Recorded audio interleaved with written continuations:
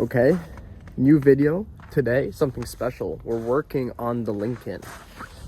Got some frost on it, all over the car, obviously.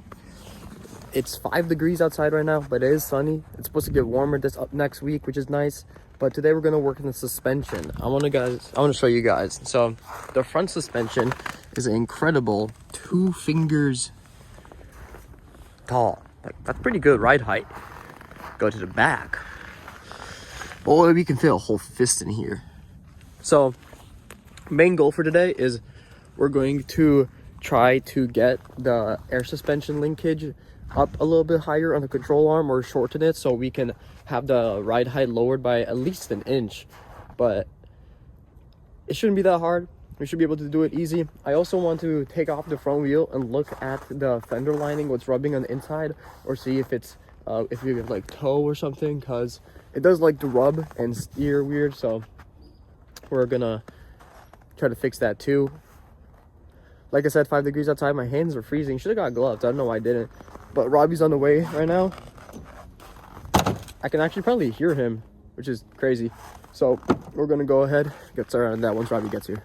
Also, once we do get it fixed, we're gonna go take it for a nice car wash so you guys can see how it looks like with its paint and whatnot, and its height lowered.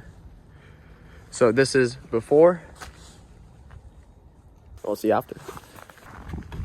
Boy, it is cold out here today. You got all the DD stuff in the back. Okay, so we have 3 ways that we can shorten it. We can pray and be lucky that the sensor linkage, we can shorten it like this, and then that will do it. Sure. If we can't do that because some of these didn't come with adjustable linkage part, we can move the sensor bracket up on the control arm, and that will do basically the same effect. Okay. And if we can't do that, then if we're lucky again, we can move the sensor back a little bit. Okay. So we have 3 ways. If none of those can happen for bolts or whatever, can't really adjust it. Just have to buy an adjustable part, and we can do it on a later date. But I hope we're lucky because it's cold outside and I don't want to fucking... Yeah, that'd be nice. We're coming into issues. The ratchet wasn't strong enough. It was skipping like teeth. That big one doesn't fit any of the ones we need. No, and I don't have the adapter for it either. I didn't bring that. Or I didn't think to bring it. Okay. Damn it. Okay, change of plans. This tie rod, I mean not tie rod, sensor for like the air ride suspension, which is right here. It's this piece. We wanted to shorten it, but obviously has no adjustable nuts anywhere here. And then plan 2 would have been to readjust this mount where it's attached to, which I think is the best plan, but we can't do it today because we need to go get a custom sheet of metal basically cut and relocate it down with the screws that this is mounted to. And plan C was to move it up the control arm, which is still possible. Big ass train is screaming. Oh my. Anyways, so I don't think we can adjust it today. Honestly, for doing all that work, it might be just better just to replace shocks, because I've seen a video on how to replace these shocks and they're super easy. Yeah, but they don't look that bad at all. Yeah, you rip off the inner lining of the trunk, pull them out from the top, drop new ones, screw it back in, and then it's super easy. So that low-key might be the best course of action here. Just buy some cheap shocks for like $100 and replace that. But for today lowering it, I don't think we can do it. But I do want to check that wheel up front, cause it like... We're now in Robbie's nice S4, which is beautiful.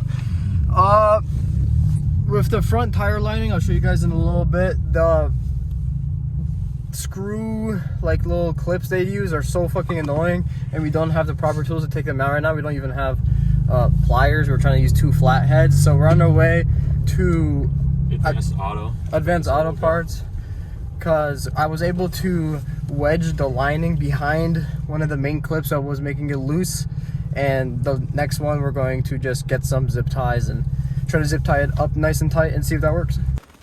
Okay, back at the Lincoln, this is what we're doing. So you guys see this hole right there. There's a hole that goes this way diagonally to basically but we're gonna put this back there and hold this plastic piece up because you guys can tell it's rattling down, and hopefully this helps with that a little bit. Like I was saying, we thought it was the sway bar linkage that we fixed months ago, but it still rattles a little bit, so don't know if it's a plastic piece or what it is, but we're gonna just try to take care of it. It's good to do. Yeah, it's hidden that for sure. There's like tire marks all through there. You guys can see it's wearing. And Robbie pointed out how this is close to it, pretty close, but I'm not too worried about that because there's no tire marks on top of this piece right here. So Peep the S4, y'all. Peep the S4. Gabe will do a review on this pretty soon at some point. Yeah. If I'm not mistaken, I can kind of. Yep. So that's what we gotta do. It's down there. It's in a weird spot. It's underneath this coolant reservoir, but oops. And then I think we should wrap it up through this hole right. All the way down there. Yeah, right here, and then we'll just wrap that. Let me see where this is coming out from. Because I can see where it's coming from. Is that coming through? It's coming through, yeah. Okay, so I see. Is that a hole there? Yeah, so this is a hole. Oh, what the fuck? Like if you want to bring the camera back that way. So that hole is in there. Huh. So we're gonna. Interesting. We'll just connect like 2 zip ties together and just tie them together. Yeah, fuck it. Yeah. And after 3 tries, we got that piece up and around. We're using 2 zip ties, and we got it through this side right there. You can't really see it too well. Now it's not insanely tight on there because we tried to tighten it really good the first 2 times, and they snapped both times. So now we're just going to pretty much leave it because it's super cold. So if it was a warm day, we could probably do something more. Yeah, it's too cold. So we're gonna drop it down and go for a test ride and see. Oh yes! Imagine we just start hearing popping and shit. Don't speak that into existence. And it's still there. And it is still there. Cool. Bet. Let's go. Leaving the gym. Got a pretty decent sized oil puddle. It looks like it's coming out from the front right over here. So maybe it's coming from like the oil cooler or something. But the main thing I want to see is where is the oil coming from. So there's no oil on that part. There's no oil anywhere up here. I don't see any oil over there. Okay, now it's time for the important piece. Here, you want to hold this again? Let me take a look at it. I don't know where it's coming from. I was thinking it's just the oil cooler, but the oil cooler would only be leaking. That seems odd though. Keep in mind this was after the gym, so you've been here for like 2 hours. Look at the trail behind my car. This might be us. This might be us. Okay, hold on. But your oil's fine. My oil level is completely fine. So I don't know what it could be. Move your car out of the way. Move it to the next one. Okay. I mean, that's very clearly us. Yeah, it's oil. It is oil. What the fuck? I think we just drive it home. We put it up on jacks tomorrow. We go underneath it and we see what's going on. But that's very weird. And especially where it's leaking from seems very odd. Where's the oil pan? The oil pan is like over here, but you can see that from where we were parked, it's over here, which is right below the turbo, the front turbo. So it might be the turbo leaking. Uh-oh. I mean, turbos only leak if it's a bad connection to the oil feed line. And that's pretty much it. I don't think anything else with the turbos, but only go leak oil only. So we'll park at a spot at Lund's that has no oil in it, and then we'll, when we're done shopping, we'll go ahead and check back again. I'll do it. No, it's not. It might not be us. It could have been the car that was parked right before us. We'll be able to see at Lund's, I guess. Yeah. So let's go. Let's go check it out. There she is. Okay, we have arrived. Hold this for a second. You cannot see anything. Not a single drop. That's very weird. What's this hanging down though? Nothing broken.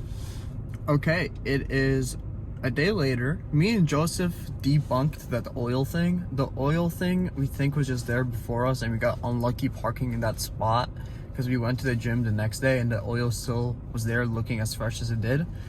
But we do have two other things. My car kind of stopped producing hot air at idle, or even anything in between, like under 2k RPM. I just opened up the coolant reservoir and I filled it up with coolant because it was a little bit low, so I'm assuming it was that. But if it's not that, it might be like heater core, so we'll get to that. But engine light came on again. As you guys know, I've been fighting this engine light with my whole life because it's so annoying. But it's probably just the O2 sensor. I don't want to really fix that right now because it's so cold outside. It's 13 degrees, you guys can see right there. And then the low pressure light. So this light is accurate. The only problem is it's on my passenger rear tire, and the nozzle is broken on that, or like the thing inside the nozzle spits out air is either clogged or broken, so I can't fill it up or even test how much pressure is inside the car. So that's annoying, but we will fix that as soon as we can, and I'll let you guys know in like 20 minutes how does the air feel at idle and whatnot in my car. So we'll see. So I went to the gas station, got my wheels fixed. That's a brake light, engine light, blah blah blah. And that back right tire had 10 psi 10 psi. That one had like 25, and then my two front tires had 40 psi each. Crazy. So maybe that's why it was like swerving a little bit on highway, but now it's all fixed and hopefully it drives a little bit better.